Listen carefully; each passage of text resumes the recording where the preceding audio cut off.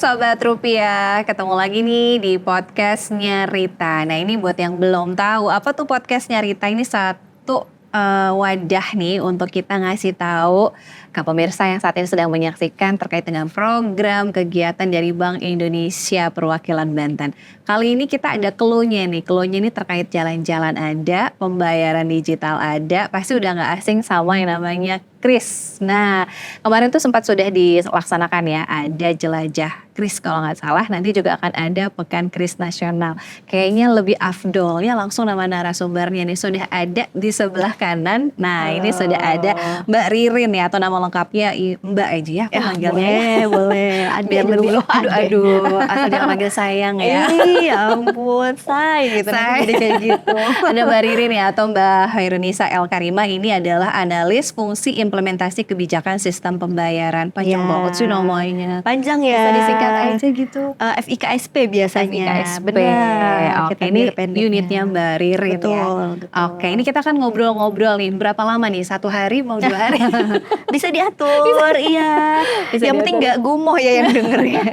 Tapi ini buat edukasi kita semua nih Mbak ya. Benar. Karena kalau kita ngomongin soal perkembangan pembayaran, itu kayaknya udah kayak 5 tahun terakhir ini tuh udah mulai bergeser dari yang tadinya fisik ya Mbak Ririn, yang tadinya pakai uang kemana-mana. Kayaknya sekarang 5 tahun terakhir bener gak sih Mbak? Udah mulai geser-geser pakai cashless, itu pakai e-wallet, pakai Kris dan lain-lain. Bener gak sih Mbak Ririn? Iya. Mbak Fitri, memang Bank Indonesia ini sudah kayak selalu berinovasi, mengeluarkan inisiatif dan kebijakan-kebijakan terbaru di bidang sistem pembayaran. Memang mandatnya BI itu kan salah satunya adalah menjaga kelancaran sistem pembayaran. Nah makanya sebetulnya betul tadi Mbak Fitri bilang kita 5 tahun terakhir itu sudah banyak mengeluarkan sistem-sistem atau merilis gitu ya kebijakan-kebijakan terkait dengan sistem pembayaran yang bisa mempermudah masyarakat untuk melakukan transaksi dari jarak jauh gitu ya. Bank Indonesia tuh nyebutnya Cemumuah, cepat, mudah, murah, aman dan handal gitu. Tadi diulang lagi dong. Cemumuah gitu. Cemumuah gitu. Cepat, murah, mudah, aman dan handal gitu ya. Jadi semua kebijakan-kebijakan, terus kemudian juga inovasi infrastruktur sistem pembayaran Bank Indonesia itu ditujukan untuk menciptakan environment yang tadi Cemumuah tadi gitu ya. Nah sebetulnya cerita awalnya Bank Indonesia itu kalau kita bisa flashback ke belakang, menginisiasi gerakan non tunai itu sejak ada namanya GNNT dulu. GNNT, masih ingat ya. Kalau masih ingat dulu GNNT, Gerakan Nasional Non Tunai. Nah dari Gerakan Nasional Non Tunai kemudian berkembang lagi ada namanya GPN tuh, Gerbang Pembayaran Nasional. Jadi kartu-kartu ATM tuh teman-teman yang dulunya ada logo yang macam-macam itu ya dari luar negeri. Nah sekarang tuh lebih banyak pakai GPN ya supaya transaksinya juga diproses di dalam negeri. Data-data kita semua sebagai nasabah pembayaran gitu ya, baik bank maupun juga non bank itu semua terproses di dalam negeri. Nah terus kemudian 2019 Bank Indonesia itu meluncurkan namanya Blueprint Sistem Pembayaran Indonesia atau BSPI. Jadi isinya itu adalah inisiatif-inisiatif, inovasi-inovasi sistem pembayaran Bank Indonesia yang tujuannya tadi untuk menciptakan environment atau transaksi yang lebih cepat, mudah, murah, aman dan handal gitu ya. Ada beberapa di situ, salah satunya juga Kris. Terus kemudian juga fast payment ya, terus kemudian fast payment termasuk BI Fast. Terus kemudian juga ada Snap namanya, Snap itu semacam standar national open API gitulah ya. Nanti mungkin kita bisa juga ngobrol-ngobrol.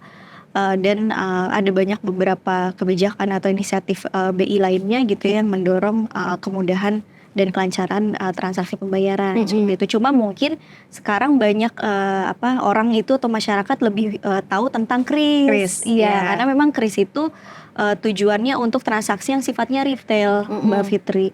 Retail tuh maksudnya yang kecil-kecil, yang banyak dilakukan oleh masyarakat gitu ya. Apalagi sekarang transaksi Kris itu tidak hanya untuk kita jual beli dengan UMKM gitu ya, transaksi dengan usaha beli produk dan apapun gitu ya, tapi pembayaran pajak, kemudian juga retribusi parkir, pasar gitu ya, dan objek-objek retribusi lainnya yang dipungut sama daerah juga sudah bisa dilakukan dengan melalui kris gitu. Jadi memang semua kemudahan-kemudahan itu ada agar masyarakat itu sekarang juga yang memang sekarang kan masyarakat cenderung lebih dinamis gitu ya. Nah itu bisa bisa memenuhi kebutuhan masyarakat untuk transaksi yang lebih cepat, lebih gitu, cepat efisien, ya, lebih gitu. efisien. Makanya itu ada pergeseran tadi yang sebelumnya fisik terus nih duit kalau Iya, kemana-mana pasti betul. dibawa dompet sampai tebel tuh ya. Mbak. Tebel Isinya ya struk gitu ya. ya. Isinya struk buat diklaim gitu ya. Tapi sekarang udah mulai geser 5 tahun Benar. terakhir ini dan itu perjalanannya juga lumayan cukup panjang sampai Betul, akhirnya kita betul. kenal sekarang tuh ada pembayaran sistemnya tuh banyak ya, ada kris yang mungkin yang udah lebih sering digunakan ya sehari-hari. Istilahnya kalau dulu ketinggalan dompet tuh balik lagi. Sekarang ketinggalan handphone, Mbak, itu udah mau sampai tempat kantor balik lagi sih. Benar Iya, nggak sih, Mbak Ririn? benar. Jadi emang sekarang kan kita kerasa banget ya kalau ketinggalan handphone tuh rasanya aduh susah banget gitu melakukan atau ya even sekedar survive di hari itu gitu ya. Buat bertahan gitu. hidup ya. Makanya karena apa? Uang kita sekarang ada di handphone Betul. gitu. Orang rata-rata juga udah nggak terlalu banyak bawa uang cash di dalam dompet. Even misalnya mereka bawa dompet antara uangnya nggak ada kali ya, atau nggak, tapi emang semua orang sekarang lebih prefer transaksi menggunakan non tunai Smartphone, ya, pakai smartphone gitu. Jadi mobile banking kita bisa transaksi kris. Iya. Terus dari penyedia jasa pembayaran yang non bank juga kita bisa Ada. transaksi kris. Mau bayar apapun nih, misalnya kita bayar tagihan, bayar cicilan dan lain sebagainya, itu juga semua sudah bisa lewat smartphone gitu. Jadi rasa-rasanya orang sekarang udah jarang sih ya gitu bawa uang cash sebanyak itu karena risikonya juga besar sih gitu. Betul, resikonya besar, terus jatuh atau yang lain-lain ya. Tapi kalau misalkan tadi menggunakan sistem digitalisasi, otomatis kan aman lah ya. Benar, Bentuknya juga sama-sama di ini aja ya perpindahannya, tapi bentuknya sama-sama nominal yang sama ya, Mbak Ririn ya. Betul. Nah, ini ngomongin soal kris, kemarin sempat ada kegiatan ini ya Mbak Ririn ya. Kegiatan apa sih Mbak Ririn yang kemarin baru beres nih bulan Juli? Oke, jadi kris itu kan Mbak Fitri kita udah maksudnya pertama kali diluncurkan tahun 2019 waktu itu. Pertama kali kris ada. Nah, perjalanan dari tahun 2019 sampai sekarang tuh fitur-fitur yang dikembangkan di kris itu sudah banyak banget. Nah, untuk membiasakan semakin meningkatkan awareness masyarakat untuk mereka menggunakan kris dan tahu fitur-fiturnya kris yang sekarang sudah semakin banyak itu, waktu sekarang bulan Juli ya kan? Masih di bulan Juli, kita baru beres sekitar 2 minggu lalu.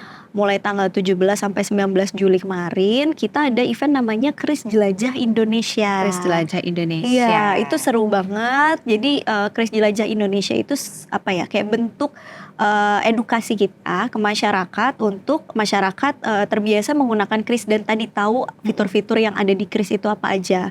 Tapi dengan metode yang unconventional. Unconventional itu mungkin kalau kita taunya mengedukasi orang tuh caranya orang dikumpulin banyak, terus kita ngasih semacam kuliah gitu ya, atau ya ceramah gitu ya.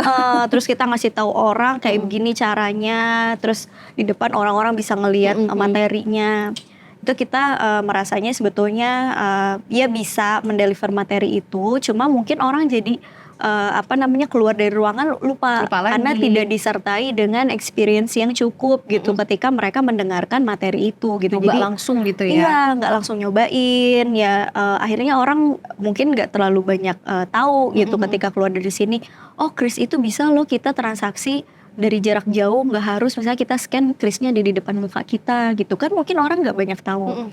Nah, tapi dengan adanya Kris Jelajah Indonesia, kita tuh mengedukasi orang dengan metode yang unconventional. Jadi kita ngumpulin ada beberapa peserta nih yang waktu itu juga sudah mendaftar lewat website ya, websitenya krisjelajah.id. Jadi peserta-peserta dari seluruh Indonesia mendaftar di website tersebut untuk bisa menjadi peserta lomba Kris Jelajah Indonesia. Jadi Kris Jelajah Indonesia itu adalah lomba sebetulnya, gitu. Jadi lomba untuk memperkenalkan, mengedukasi masyarakat tentang kris gitu. Nah, di Banten sendiri, jadi ini semua 46 kantor perwakilan Bank Indonesia itu tuh melaksanakan dan termasuk juga di Banten. Nah, di Banten kemarin kita ada 13 peserta yang mayoritas memang warga Banten gitu ya. Ada beberapa juga yang memang bukan, karena memang kami melihat bahwa Kris Jelajah Indonesia ini selain memang adalah sebuah metode untuk mengedukasi masyarakat tentang pembayaran gitu ya, tapi juga sebagai media untuk memperkenalkan masyarakat mengenai pariwisata-pariwisata yang ada di Banten. Karena kenapa? Kris Jelajah Indonesia ini waktu itu dilaksanakan di beberapa titik yang memang itu menjadi pusat pusat kunjungan orang gitu ya. Tempat Wisatanya nggak hanya yang alam gitu ya, tapi juga kuliner gitu. Jadi orang tuh bisa tahu di Banten tuh ada tempat yang menarik untuk bisa dikunjungi loh gitu. Jadi memang Kris Jelajah Indonesia itu the whole package gitu ya. Selain kita mengedukasi tentang kebijakan BI, kita juga memperkenalkan pariwisata daerah. Dan kalau misalnya kita juga mengincludekan orang-orang dari luar Banten, harapannya memang influence mereka juga akan lebih luas gitu ya. Karena memang peserta-pesertanya kita jaring yang punya pengaruh yang besar gitu ya. Dilihatnya dari mana? Dari followers yang memang cukup banyak dan engagementnya juga bagus gitu ya. Kayak kita menjaring peserta-peserta yang seperti itu.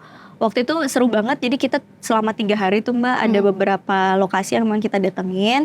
Dan si pesertanya ini menjalankan misi-misi edukasi dan juga media sosial gitu yang terkait dengan sistem pembayaran BI. Jadi waktu itu kita adakan di Masjid Al-Azom, Kota Tangerang. Nah waktu itu kebenaran ada Festival Al-Azom di pas sana. banget ya. Pas banget, itu banyak orang yang lagi kumpul. Terus teman-teman peserta itu di sana menjalankan misi edukasi cinta bangga paham rupiah. Jadi ngumpulin tuh uang-uang lusuh dari masyarakat gitu kan. Terus mereka tukerin dengan uang yang layak edar. Nah terus kemudian kita berangkat dari situ lanjut ke Pasar Anyar gitu ya. Nah Pasar Anyar Kota Tangerang itu kan di situ banyak pelaku usaha yang mereka tuh transaksinya udah bukan lagi nerima tunai gitu ya. Tapi ada juga nih kayak pelaku-pelaku usaha yang dia tuh ngambil dari supplier, pastinya juga transfer gitu kan. Nah kita tuh mengedukasi ke para pedagang di Pasar Anyar bagaimana bisa memanfaatkan BIFAS menggunakan proxy. Ya, udah tahu belum Mbak? Belum Fitri? nih. Nah, jadi BIFAS proxy itu sekarang kan kita taunya mungkin kalau transfer harus pakai nomor rekening orang gitu ya. Nah, sekarang kalau BIFAS proxy itu kita cukup tahu nomor handphone orang yang kita tuju. Betul. Terus kemudian juga kalau nggak nomor handphone itu alamat email. Nah, jadi cukup masukin itu karena kan mungkin orang lebih ingat sama nomor handphone ya dibanding nomor rekening gitu. Kadang aku juga kalau ditanya nomor rekening karena kan ada bank-bank yang nomor rekening apa jeng gitu ya. 2 halaman. Betul. Terus 2 halaman sekaligus saldonya ya enggak ya. Saldonya udah berkurang. Iya. Nah, jadi kayak gitu. Jadi untuk memudahkan orang mengingat dan juga memudahkan ketika proses transfer itu, makanya BIFAS proxy itu hadir hanya dengan nomor handphone atau gitu. email tadi ya Mbak. Betul, iya. Jadi kita mengedukasi pedagang untuk mencoba transaksi BIFAS menggunakan proxy. Terus setelah itu juga ada di Rans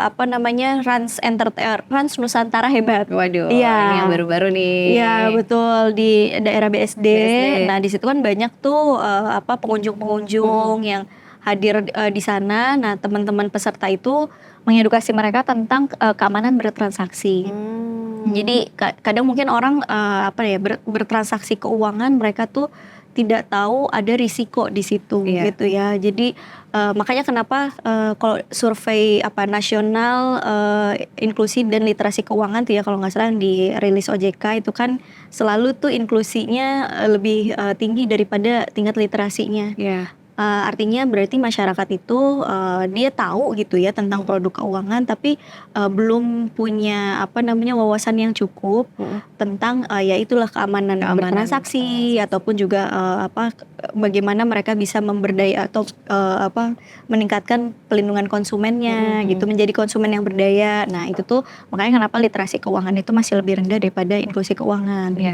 Di situ kita edukasi masyarakat supaya mereka tahu apa aja yang harus mereka jaga kalau mereka bertransaksi secara non tunai gitu. Karena kan yang namanya di dunia digital sebetulnya risiko-risiko atau ancaman-ancaman cyber gitu ya di luar sana itu apa namanya Makin ini ada ya, lah ya, dan macem-macem ya. makin macem-macem Betul. ya kan Mbak, mulai dari phishing terus juga kemudian scamming yang di HP tuh tiba-tiba ada undangan nikahan kalau zaman dulu Iya, ya. tinggal kita klik-klik. Betul, terus mereka bisa mengambil data-data kita.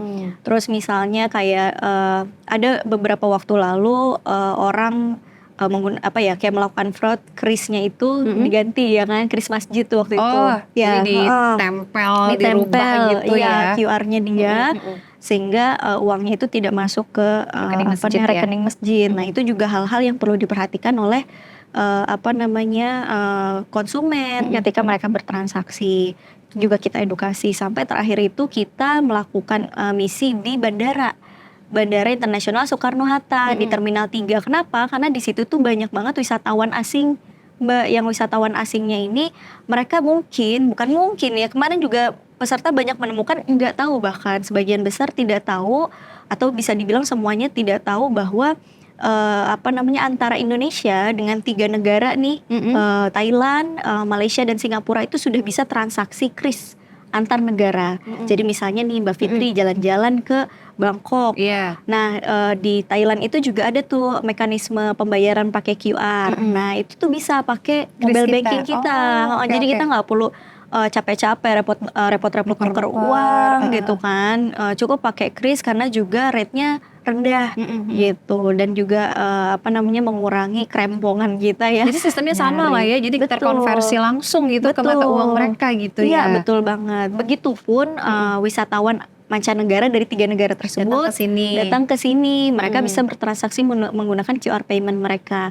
Nah ini bagus sebetulnya untuk UMKM di Indonesia, di Banten juga gitu, karena semakin kris itu bisa dipakai oleh banyak negara, artinya wisatawan mancanegara ya, terutama yang dari 3 negara itu mereka akan lebih mudah untuk bertransaksi di Indonesia. Artinya UMKM ini punya kesempatan produk-produk mereka juga bisa dibeli gitu kan oleh wisatawan asing dari 3 negara tersebut. Nah mudah-mudahan ke depan juga akan ada perluasan transaksi kris cross border, jadi lebih banyak lagi negara yang bisa saling bertransaksi QR dengan Indonesia. Makin keren ya. Jadi perkembangan kris itu dari 2019 ya. Betul. 2019 tuh makin kesini makin maju, makin ngikutin perkembangan sekarang ya.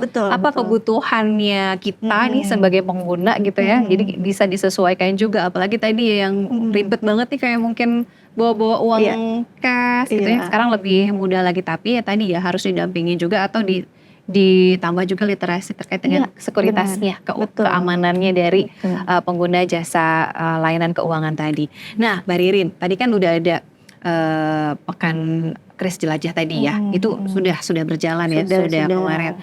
Tapi kalau dari segi pelaku usahanya, otomatis kan kayak tadi retail, kemudian juga apalagi ya Mbak Ririn? Ada yang usaha besar, usaha gitu ya. Itu sudah melek terkait dengan itu nggak sih Mbak? Karena kan kitanya nih sebagai masyarakatnya sudah siap gitu. Nah, teman-teman yang di usahanya seperti apa? Apakah juga sudah melengkapi tadi dengan barcode dan lain sebagainya gitu Mbak Ririn? Iya. Ya, jadi kalau di Banten sendiri Mbak Fitri, tingkat adopsi pembayaran kris ya, mungkin kita bisa lihatnya salah satunya dari kris, karena kris itu kan tujuannya untuk retail terutama sekali gitu ya. Perkembangannya itu sangat positif gitu ya. Jadi banyak sekali transaksi kris yang sudah terjadi di wilayah Provinsi Banten. Nah termasuk juga pelaku usahanya itu kurang lebih sudah ada sekitar 1,8 juta. Betul, 1,8 juta pelaku usaha di Banten yang menjadi merchant kris. Nah artinya gimana di Banten sendiri kita kalau mau bertransaksi kris itu udah nggak pusing-pusing lagi nyari merchant yang punya kris gitu, karena pelaku usaha yang even kayak kaki lima pun sekarang udah ketempel tuh di gerobaknya kris gitu. Artinya sudah banyak memang yang menggunakan kris pelaku usahanya. Cuma memang kadang gini, jadi pelaku usaha itu didaftarkan sebagai merchant kris, mungkin mereka juga tidak mendapatkan informasi yang lengkap gitu ya mengenai ini tuh kode ini tuh buat apa, saya pakai kode ini tuh nanti bisa kayak gimana. Nah itu yang selalu kita lakukan edukasi itu kepada pelaku usaha bekerja sama juga dengan penyedia jasa pembayaran yang baik bank maupun juga non bank, terutama sekali yang menerbitkan kris-nya tadi gitu ya. Jadi kan penerbit kris itu adalah penyedia jasa pembayarannya gitu ya. Nah, kebijakannya ada di Bank Indonesia. Itu kita undang tuh pelaku usaha. Tahun lalu misalnya kita pedagang-pedagang kaki lima tuh kita undang ke sini, terus kita daftarkan mereka menjadi merchant kris sambil kita edukasi gitu ya. Mereka gimana sih cara menggunakan kris itu, gimana mereka bisa mendapatkan uangnya, Iya. betul, dan Apakah gimana ada yang ini barcode gitu ya? Terus apa-apa saja misalnya harus mereka perhatikan karena kris juga ke pelaku usaha itu ada namanya merchant discount rate ya. Jadi merchant discount rate itu sebetulnya adalah biaya, mungkin gampangnya biaya admin. Tapi biaya admin ini kita bisa bilang bahwa ini adalah biaya yang dikeluarkan untuk men-take over resiko yang ada di pelaku usaha gitu. Yang pelaku usaha mungkin sebelum adanya kris ini mereka terpapar risiko yang cukup besar dari penggunaan uang tunai yang juga besar gitu ya kan. Misalnya ada ya mungkin kalau misalnya deket-deket hari raya gitu ya, mau Idul Fitri, Idul Adha ataupun misalnya hari raya Natal, Nyepi, Waisak gitu ya, dan apa namanya ya hari-hari besar lah ya gitu ya, itu biasanya rentan dengan apa namanya uang palsu gitu misalnya ya. Nah, dengan adanya kris itu kan sebetulnya uang palsu itu bisa diminimalisir gitu ya, karena semua transaksi itu langsung masuk ke rekening pelaku usaha gitu. Memang ada beberapa penyedia jasa pembayaran yang sudah real time settlement-nya gitu, artinya Saat itu juga, hari itu juga gitu ya. betul. Jadi saya nih sebagai konsumen bertransaksi saat ini di pedagangnya atau di pelaku usahanya langsung masuk di saat detik itu juga gitu Real ya. time ya. Real time. Tapi ada juga memang kan infrastruktur penyedia jasa pembayaran beda-beda Macam-macam ya. ya. Heeh. Ada juga yang baru masuk ke H+1 gitu ya, atau misalnya beberapa jam setelah transaksi itu ada juga. Tapi sebetulnya intinya adalah ya pelaku usaha harus memahami ini sebagai sebuah transformasi yang mereka harus ikuti. Kenapa? Karena kedepannya itu mungkin kalau sekarang dilihatnya masih banyak nih orang-orang yang transaksinya masih bawa kantong kresek isinya uang kertas gitu kan gitu. Ya memang banyak, tapi yang perlu kita sadari sekarang itu kan generasi Z, milenial gitu, generasi Y gitu ya, orang-orang yang seperti itu kan sudah tidak terlalu terbiasa bertransaksi menggunakan uang tunai. Benar. Nah, orang-orang yang apa namanya si generasi muda yang sekarang muda gitu kan, suatu saat nanti mereka kan menjadi apa namanya yang adult gitu ya, yang maksudnya mereka menjadi pengambil keputusan di rumah tangga gitu ya, mengelola keuangan rumah tangga, mereka yang belanja ke pasar. Nah, ketika suatu masanya itu nanti datang, terus kemudian pelaku usaha tidak shifting, maksudnya dia nggak mengikuti zaman gitu ya. Nah, itu bisa ketinggalan gitu nantinya. Yang ada nggak jadi nanti ya. Iya, Kan betul. nanti nggak jadi, nggak bisa pakai ini pembayarannya. benar.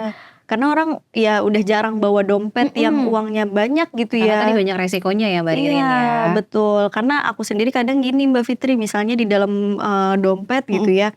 Aduh, iya sih dompetnya dibawa tapi uangnya ya nggak ada gitu ya. KTP sama SIM kayaknya. Iya, terus kayak kita ngejaminin KTP kan nggak mungkin ya.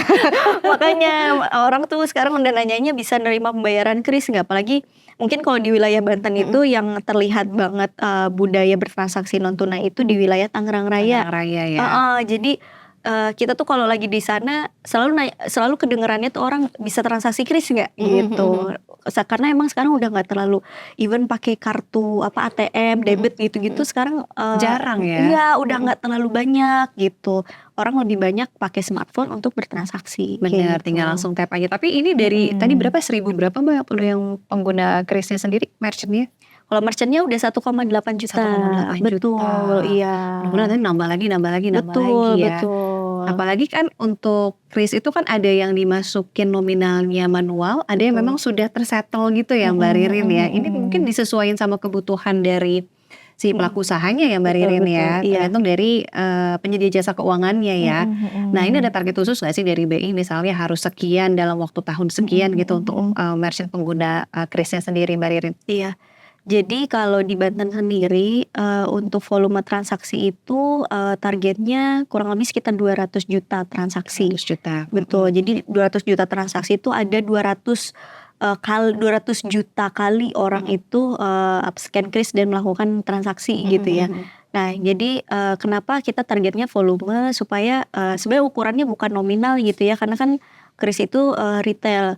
Kalau volume artinya semakin banyak orang yang bertransaksi menggunakan kris, regardless nominalnya berapa, bisa dibilang bahwa orang sudah mulai terbiasa Betul. menggunakan transaksi kris gitu. Jadi harapannya kita set di tahun ini 200 juta transaksi, itu akan meningkat terus ke depannya sampai akhirnya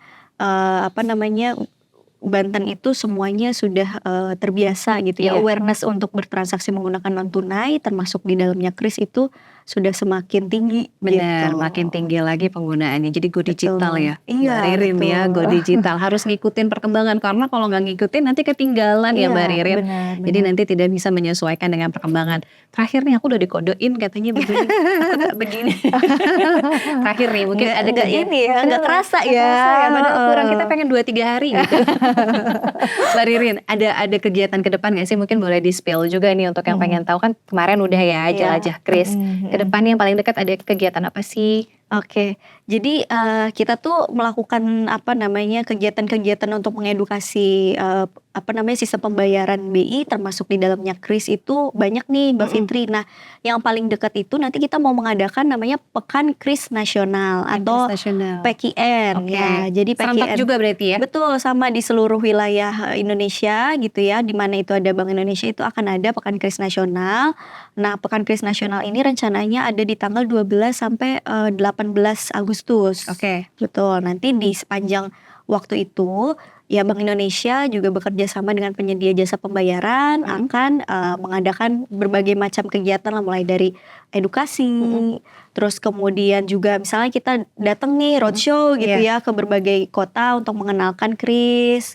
Walaupun orang sebagian besar sudah tahu, tapi awareness itu harus terus dibangun gitu ya supaya semakin melek ke depannya, apalagi juga ditambah dengan tadi sisi pelindungan konsumennya. Literasinya ya. Literasinya, betul. Jadi nanti 12 sampai 18 Agustus jangan lupa juga semua warga Banten bertransaksi menggunakan kris gitu ya, karena kalau pakai kris itu katanya kare kris pasti gelis. Waduh. Atau nggak itu artinya Fitri orang Serang? Tahu. Apa tuh? Jadi baca di sini. Iya, jadi Pasti ada gitu. promo-promo juga, apalagi kan itu mau 17 Agustusan ya. Iya, betul. Akan banyak promo, nggak akan rugi bertransaksi pakai kris karena juga cepat. Ya. Terus juga murah ya. Kita buat sebagai konsumen itu bertransaksi 0 rupiah, maksudnya nggak ada tambahan biaya gitu. Dan di pedagang juga lebih aman buat mereka gitu ya, karena Nggak ada minimum pembayaran lagi ya Mbak ya. betul, even 1 rupiah pun bisa gitu. Jadi angka yang sangat keriting pun bisa. Jadi misalnya kita tagihannya 37.891 ya udah gitu, diketik Bisa, aja itu gitu. udah segitu sesuai dengan tagihannya. Benar, nggak jadi dibulatin 38.000 gitu kan. Nggak ada kembaliannya soalnya Nggak nggak ada kayak kembalian gitu ya. Nah kalau yang Oh. cash malah justru bingung ya kembalian. Benar, itu kan buat pedagang juga jadi menguntungkan buat Betul. dia, karena konsumen yang nggak cemberut gitu ya, karena dikasih Dibuletin. kembaliannya permen gitu ya. Atau cuma senyuman. Tapi pedagangnya juga nggak repot nyiapin Kembaliannya. Bener, praktis banget nih Mbak Ririn. Praktis banget. Jadi tanggal 12 sampai tanggal 18 Agustus ya. Pokoknya banyak promo. Jadi ini targetnya berarti dua-duanya ya, si penggunanya atau mungkin pelaku usahanya tadi ya. Iya, betul. Untuk bisa lebih banyak lagi menggunakan kris. Iya, Termasuk berarti benar-benar. kalau misalkan kita nih ke Jakarta, ke Bandung, bisa juga dong ikutan ya. Bisa karena semua kantor perwakilan Bank Indonesia ada 46 kantor perwakilan itu akan melakukan edukasi yang sama di Pekan Kris Nasional itu. Pekan Kris Nasional. Jadi bukan imunisasi aja yang ada pekannya. Kris juga udah ada. Betul. Pekan Kris Nasional. Nanti bakal rutin ya setiap tahunnya ya. Setiap tahun bakal rutin. Biasanya memang ngadainnya di Agustus, Mbak, dan kena di 17 Agustus Bener, supaya kemeriahannya itu berasa gitu ya. Rasa juga. Oke, aduh kayaknya ini harus kita sudahi Mbak Ririn. Aduh iya. Tapi aduh, banyak nggak banget berasa nih info-infonya, tambah banyak lagi info literasi terkait dengan tadi keamanan bertransaksi, apalagi sekarang serba digital. Jadi kayaknya harus benar-benar melek terus ngikutin perkembangan saat ini. Iya. Mudah-mudahan targetnya nanti makin tercapai Makin lagi, tercapai, makin lebih goal-goalnya tinggi. lebih tinggi lagi. Amin. Ya, sehat-sehat terus Iya. Mbak Ririn. Terima kasih, Selamat Mbak Fitri, bertugas sehat juga. kembali, lancar juga untuk Pekan Terima Kris kasih. Nasionalnya. Nah, Sobat Rupiah, gak kerasa nih kayaknya udah lebih dari 30 menit ya Mbak Ririn kita Iya, nemenin di podcastnya Rita kali ini. Dan untuk pengen tahu informasi terkait dengan pembayaran, kemudian kegiatan-kegiatan dari Bank Indonesia, pokoknya langsung aja kepoin YouTube dan media sosial dari Bank Indonesia Perwakilan Banten. Saya Ratu Fitri, pamit. Sampai ketemu lagi. Dadah. Bye.